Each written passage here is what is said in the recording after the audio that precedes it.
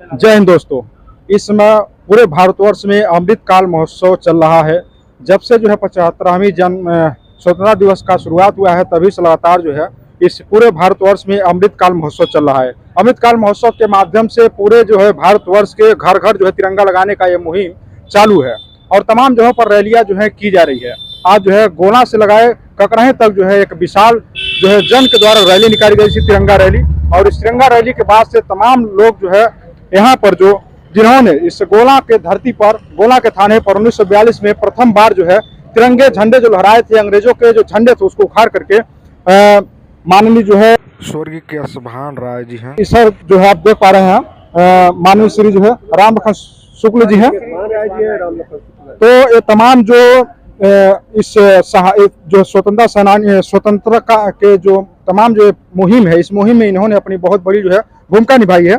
इन तमाम चीज़ों को लेकर के जो है यहाँ के स्थानीय कुछ लोग हैं, उनसे जो हम बातचीत करेंगे और जानने की कोशिश करेंगे क्या कुछ जो है तमाम चीज़ों को लेकर के कहने की जो है उनकी मंशा है। पहले अपना जो है परिचय आप दे दें सर। हमारा परिचय है राजू चंद, मूल रूप से हम थाई निवासी हूँ, थाईलैंड का। और सौभाग्य से इस कॉलेज में हम 9 की क्लास में 2-4 महीना साल भर पढ़ाई भी किया था। और इन लोगों की जीवनी के बारे में आप लोगों के माध्यम से कुछ बताना चाहता हूँ।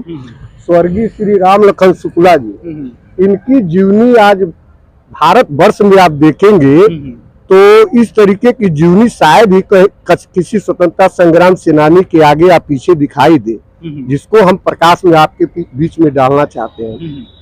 आप जिस प्रांगण में आए हैं, गोला थाने से लेके और ककरही तक जो रैली निकली है तिरंगा यात्रा का, सरदेव चिल्लू पार के विधायक जी के नेतृत्व में, तो मैं निश्चित रूप से बनाना चाहता हूँ कि पड़ौली ग्राम सभा है, लेकिन देखिए आप स्कूल का नाम आनंद विद्यापीठ इंटर कॉलेज ककरही है। इन दोनों लोगों में इतना अच्छा मिलान था, इतनी अच्छी व्यवस्था थी कि ग्राम सभा पड़ौली होने के बावजूद भी श्री केशभान राय जी ने इस स्कूल का नाम ककरही से रखा और श्री राम लखन शुक्ला जी ने केशभान राय जी का नाम बढ़ाने के वजह से इस स्कूल में अध्यापक के रूप में रहे। दुर्भाग्य से उनको तो हम देख नहीं पाए थे, लेकिन हम लोग 9वीं क्लास में जब पढ़ते थे, स्वर्गीय श्री कल्पनाथ राय जी स्कूल में पढ़े थे आप लोग? हम पढ़े थे 87 में। अच्छा, इसी स्कूल में? हाँ, इसी स्कूल में 9 में पढ़े थे। और एक बार ऐसा समय आया था, उत्तर प्रदेश गवर्नमेंट के चीफ मिनिस्टर हुआ करते थे चंद्रभान गुप्ता जी, और कांग्रेस का राष्ट्रीय अधिवेशन महाराष्ट्र में हो रहा था। जो एक किताब लिखी गई है बांसगांव विभूतिया, उस बांसगांव विभूतिया में दर्शाया गया, वो बंगाल के एक प्रोफेसर साहब है, उन्होंने ही लिखा है। तो उसमें वो दर्शाए हैं कि पूर्वांचल से कोई ऐसा विधायक लाइए जो कांग्रेसी होते हुए समाजवाद में अंग्रेजी में बोले। अच्छा। हाँ, उसमें 5 लोग चयनित हुए थे। चंद्रभान गुप्ता, आप नहीं मानेंगे तो उनके पौत्र हैं जो अभी बीच में बोले थे, श्री सरोज रंजन शुक्ला जी, बड़े बड़े भैया हैं, वो आपको बताएंगे।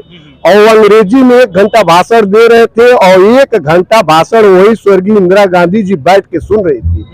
और यह दोनों लोग विधायक थे। अच्छा। पूर्व विधायक के दोनों लोग थे। आप भहुआ पार से विधायक थे, चिल्लू पार धुरिया पार से नहीं, भहुआ पार से विधायक थे। और आप बांसगांव उत्तरी से विधायक थे। और आप पूर्व में उत्तर प्रदेश सरकार के उप शिक्षा मंत्री थे। और आप सिर्फ विधायक थे, लेकिन आपके पुत्र भी विधायक थे, स्वर्गीय सदन शुक्ला जी, और उन्हीं के पौत्र है जो जिला पंचायत है। और फिर आज के डेट में उनके वहाँ प्रधानी भी है। परिवार एक राजनीतिक परिवार इसलिए हो गया कि इन्होंने देश के लिए बहुत कुछ ऐसा किया था।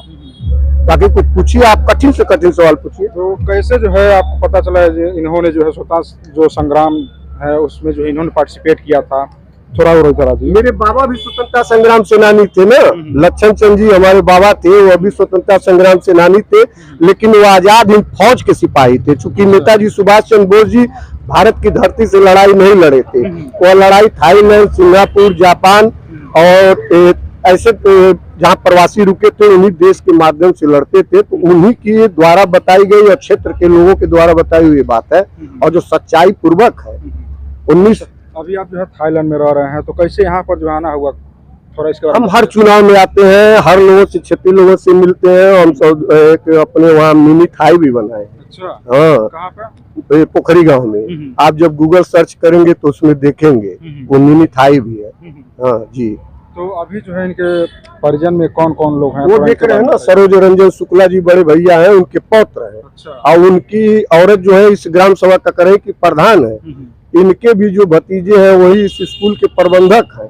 हाँ जी। तमाम जो है इनके बड़े बड़े मतलब इतिहास में जो है कहीं कहीं देखा जाए जो है राम लखन शुक्ला जी के इतिहास में और श्री केशवान राय जी के इतिहास जैसा इतिहास बनाना बहुत ही मुश्किल काम है, जिसको राजेश त्रिपाठी जी करना चाह रहे हैं। नहीं तो सोचियो, आदमी चाहते तो बड़हलगंज में भी तिरंगा यात्रा निकाल सकते थे, चिल्लू पार्क के अन्य जगह से निकाल सकते थे, लेकिन उन्होंने उन लोगों को सच्ची श्रद्धांजलि देने के लिए चुना कि चलिए 1942 में, एक इतिहास आप नहीं बता पाएंगे कि 1942 में कोई भी व्यक्ति किसी सरकारी भवन पे, वो भी जहाँ पुलिस प्रशासन रहता हो, वहाँ भारत का झंडा फहरा दे। अंग्रेजों के झंडे को उतार कर अंग्रेजों के झंडे को फेंक दे, उतार के फेंक दिए, उसके बाद वो लगा भी दिए अपना झंडा। तो बहुत बड़ी मान, इन लोगों का, दोनों लोगों का गांव जला दिया गया, घर इन लोगों का जलाया गया था। ये तो भग गए थे राम लखन शुक्ला जी, लेकिन केशवान राय जी जाके कोहरा में रुके थे और लग रहा था कि पूरा पुलिस प्रशासन कोहरा गांव को ही फूंक देगा उस रात में, जो वहाँ के बुजुर्गों ने हमको बताया। और जो सच्चाई है क्षेत्र में, किसी से आप पूछेंगे तो सच्ची बात है। और इसके लिए इन दोनों महापुरुषों को हम दिल से नमन करते हैं, दिल से। हाँ, दोनों लोगों को करते हैं।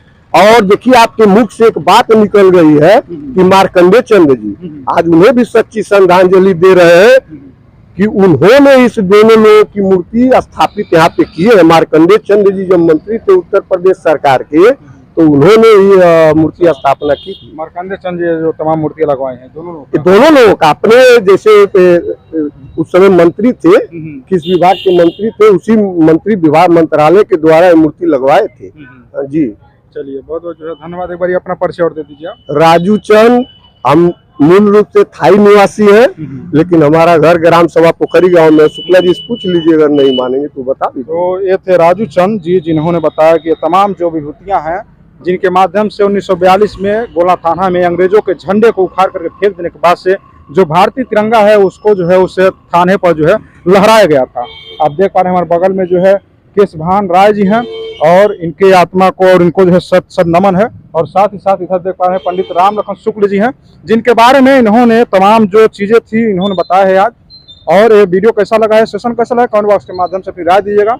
ये अमृत काल चला, इस अमृत काल में तमाम जो विभूतियां हैं उनको जो हम कवरेज करने की कोशिश कर रहे हैं। और आज जो हमारी उपस्थिति इस ककरई में है, और आप हमारे देख पा रहे हैं बगल में आनंद विद्यापीठ इंटर कॉलेज है, जो इन्हीं लोगों के माध्यम से, शायद इन्हीं लोगों के माध्यम से इसकी नींव रखी गई थी। यहाँ पे प्रबंधक थे केशवान राय जी, और यहाँ पे अध्यापक थे। केशवान राय जी के द्वारा जो इस स्कूल का जो है नींव रखा गया था, और आज जो स्कूल काफी जो है अच्छी हालात में है, और यहाँ पर बच्चे जो है शिक्षा ग्रहण कर रहे हैं। तमाम चीज़ जो है बहुत ही अच्छी चल रही है। और बहुत ही सौभाग्य की बात है कि इस बार जो विधायक है चिल्लू पार से, इन्होंने इस तिरंगा रैली के जो गोला थाना से निकल कर आया था, इनके जो है चरणों तक कहीं इनके जो है स्थान तक लेकर आया है। चलिए, तमाम सेशन कैसा लगा कमेंट बॉक्स के माध्यम से फिर राय दीजिएगा। मिलते हैं अगली खबर के साथ। जय हिंद, जय भारत।